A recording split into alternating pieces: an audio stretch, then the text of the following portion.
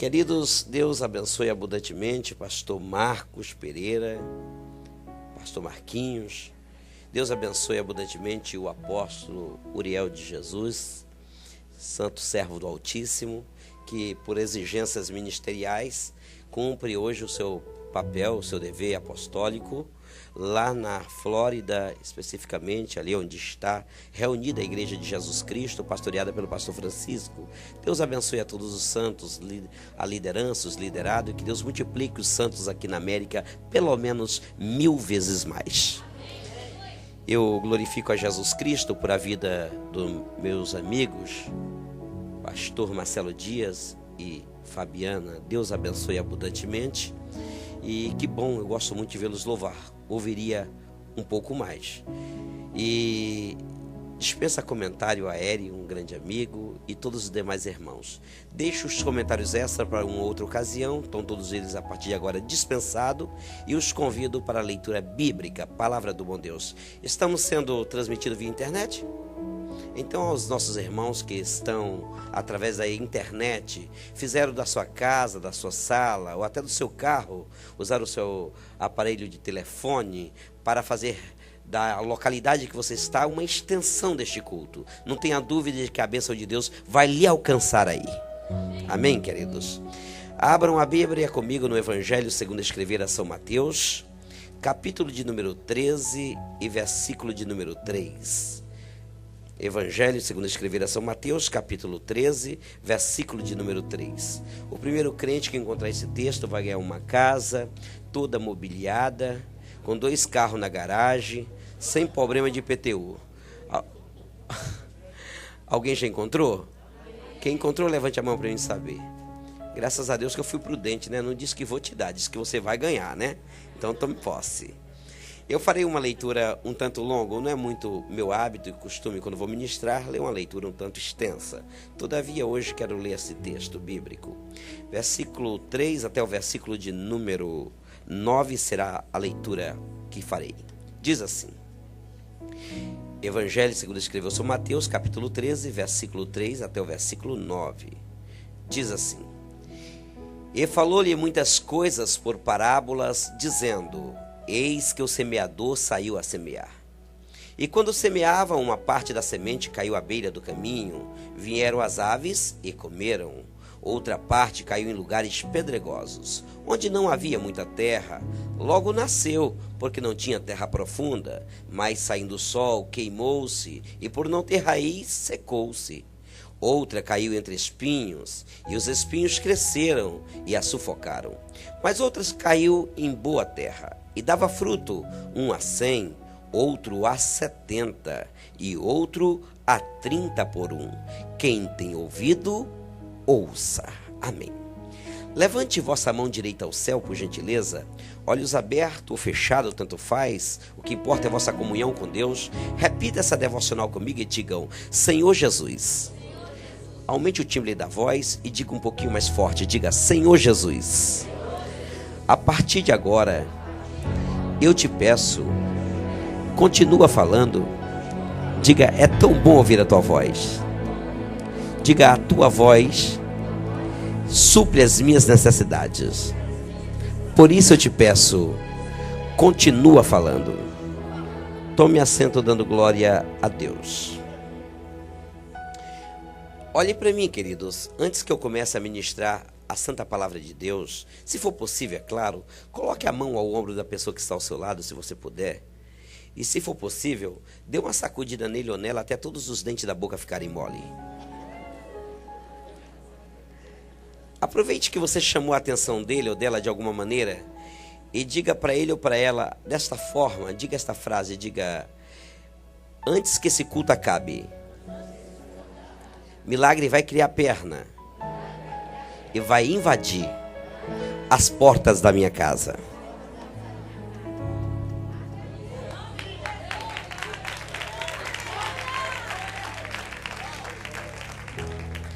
Olhe para mim, queridos, eu preciso de sua atenção totalmente aqui nessa tribuna. A partir de agora eu preciso que seu olhar seja devolvido totalmente para essa tribuna. vou até dar 2 razões de incentivo para que você não tire o olhar dessa tribuna. A razão de incentivo número 1 para que você não tire o olhar dessa tribuna é porque aqui é o altar de Deus, o lugar onde se profere a palavra do Todo-Poderoso. A razão número 2 para que você não tire os olhos dessa tribuna é porque vocês hoje estão tendo o privilégio de admirar a beleza do pastor mais bonito do Brasil. Seu sorriso para mim é um conforto. É como se você estivesse dizendo, é verdade. Olhe para cá, queridos, olhe para cá. A partir de agora, eu já comecei a interpretar a exegese do texto. Olhe para cá. A parábola que nós acabamos de ler, ela, sem dúvida, está inserida no rol das parábolas mais popular recitada por Jesus. Se ela não é a mais no singular, ela está inserida entre as mais populares parábolas de Jesus. Esta parábola é muito comum nós ouvirmos mensagens extraídas nas escolas bíblicas pelos nossos educadores em momentos de aula. É muito comum em cultos educativos, aquele culto de ensinamento, o pastor da igreja abordar esse assunto e extrair daqui lições maravilhosas para a gente. Esta parábola, ela é muito forte, de ricas lições. E Jesus, eu quero recapitular ela pelo menos por umas 3 vezes, de ângulos diferentes, e daí vai nascer o tema do meu sermão. Jesus olha para o público que lhe escuta e diz para eles o seguinte: diz que um semeador saiu a semear. Na primeira leva de sua sementeira, ele lança a sua semente. E a semente cai em um local chamado beira do caminho, ocasião em que vêm as aves do céu, comem a semente e vão-se embora. Depois esse semeador, ele parte para uma outra etapa, onde ele lança a sua sementeira. E nesta outra etapa, quando ele lança a sua sementeira, diz que a semente até tem tempo hábil para germinar naquele solo. Até rompe a terra, mas o terreno é pedregoso, tem rocha, tem rochedo, o que impossibilita aquela semente que germinara de tomar graus de profundidade. E por não atingir graus de profundidades, ela não suporta o calor do sol e acaba morrendo. Depois esse semeador parte para uma terceira etapa, onde ele lança o investimento da sua sementeira.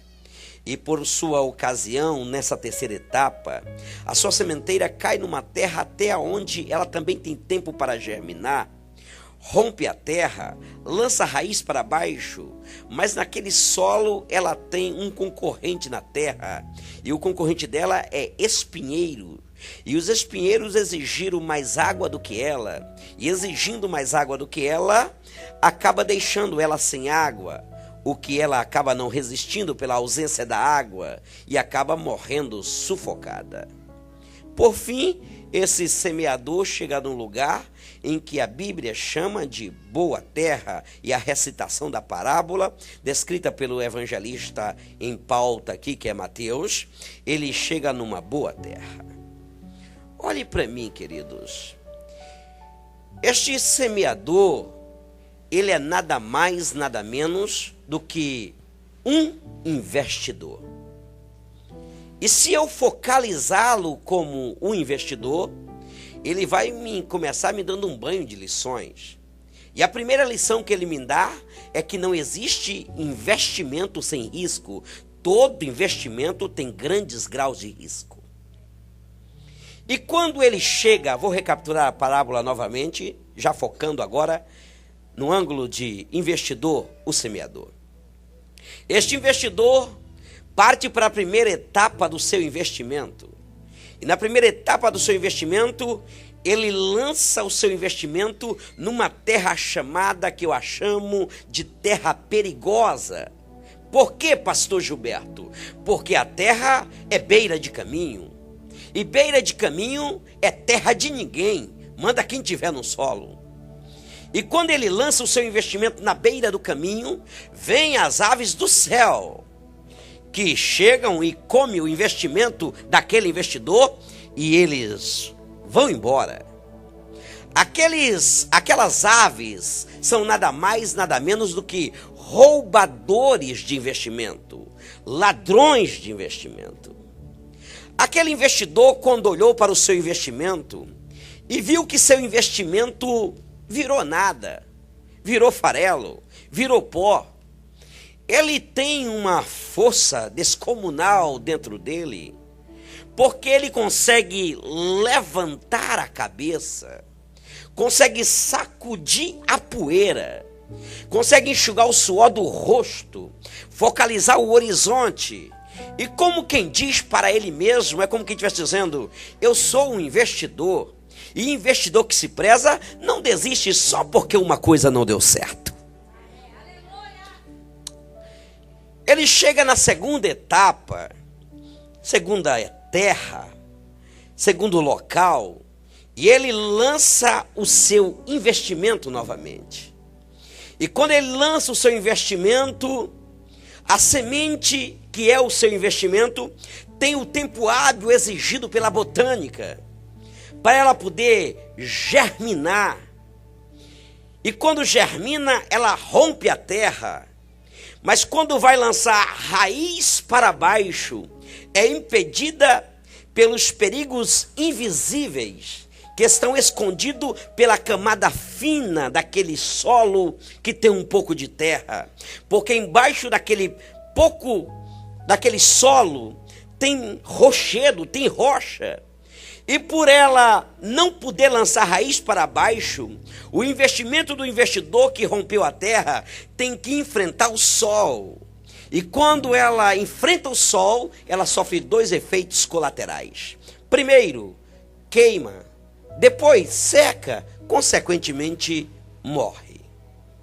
Antes que eu prossiga, eu tenho que abordar e abrir parênteses e dizer uma coisa. Esse investidor, ele é nada mais, nada menos do que eu e você. Isso aqui é a minha história. Isso aqui é a tua história. Nós passamos a vida inteira investindo. Investimos em relacionamento. Investimos em amizade. Investimos em tantas áreas da nossa vida. E cá entre nós, cada investimento furado que a gente fez, irmão. Cada investimento que não deu nada, que não virou. Só Deus sabe. Quando nós investimos, não vamos ser hipócritas, quando nós investimos em alguma coisa, que aquele negócio não vira, numa linguagem popular e até alegre, quando o negócio não vira, não dá certo, a coisa não aconteceu, cá entre nós isso abala a gente fica mal, psicologicamente derruba a gente fica frustrado, dá um desânimo na gente, uma vontade de chutar o pau da barraca e cair fora, abandonar tudo. O diabo, nosso adversário, quando vê nós investindo e o nosso investimento não virar nada, ele arruma com facilidade uma torcida gigante que se prepara com aplausos para aplaudir o nosso fracasso, porque tem gente que tem prazer em ver a gente fracassar. Tem gente que fica feliz, mais feliz do que andar no carro zero é ver o seu concorrente fracassar. É triste, mas tem um montão por aí.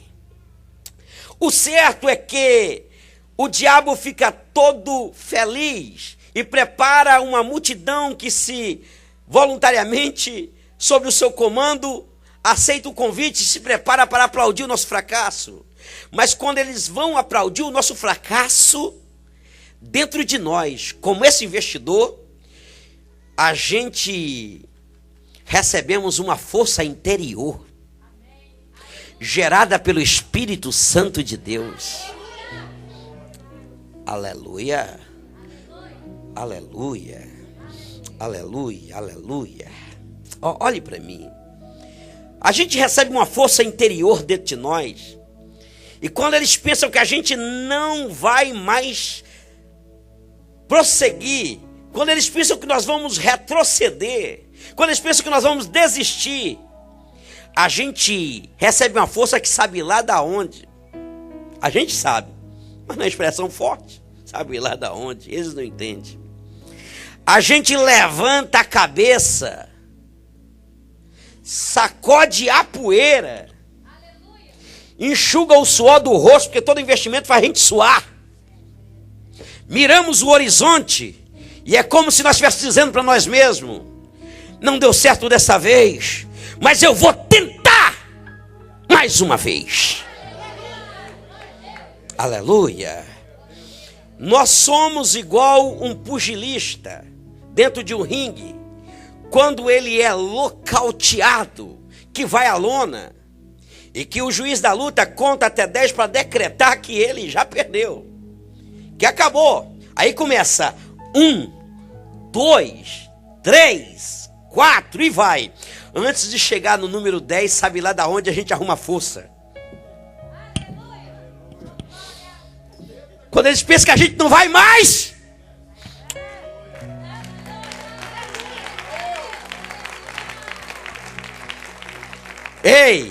quando eles pensam que a gente não vai mais, a gente tá só o caco, mas a gente tá assim. Aleluia. Ei, queridos, será que eu não sei? Será que o Todo-Poderoso cauterizou a minha mente? Vedou os meus olhos? É claro que não. O senhor sabe o que, pastor? O que é que o senhor não sabe? Será que eu não sei? Não sabe o que? É claro que eu sei. Sabe o que, pastor? O senhor está fazendo confusão de jogo de palavras. Sabe o que? Que estou pregando para homens e mulheres, pais e mães, moços e moços, que investiram, e o seu investimento cá entre nós não virou. Você esperava uma coisa, mas o negócio não aconteceu. Ou vontade de parar, ou vontade de desistir. O diabo já até alistou os que vão aplaudir o teu fracasso. Mas aí eu me intrometi no meio do teu caminho hoje neste altar como um profeta que sou. E eu não vim aqui como uma lata veia seca, como alguém que não sabe o que vai dizer, como alguém que não sabe o que quer falar. Eu sei muito bem aonde comecei e aonde eu quero chegar. E eu não vim como uma lata veia seca, não. Eu vim como quem tem azeite do fio de cabelo até as plantas do pé. Eu posso transmitir até no olhar até no meu olhar eu posso transmitir unção para os senhores. Aleluia. Ei, olhe para cá. Quem esperava, quem se alistou ao Luiz, quem se alistou ao lado do Luiz para aplaudir o teu fracasso, vai quebrar a cara. Que Luiz, pastor? O tal do Luiz Cifé. Quem virou sócio dele e preparou as mãos para aplaudir, achar que tu não se levanta mais, quebrou a cara. Deus vai gerar uma força dentro de você na noite chamada hoje. Quem está me entendendo, levante as duas mãos lá em cima bem alto. Os céus estão descortinados. Fique com as mãos erguidas, fique. Os céus estão descortinados. O calor que tu sente não é outra coisa a não ser a presença de sua realeza, sua majestade. Ele está entre nós. A vontade da glória a Deus é o Espírito Santo nos incentivando a adorar, porque hoje nós recebemos forças para levantar a cabeça. Levanta a voz quem pode, abra a boca quem tem condições e glorifica